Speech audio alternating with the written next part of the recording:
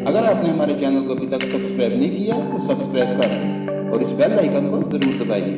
हम आपको लिए चलेंगे आपकी फेवरेट वीडियोस की तरफ।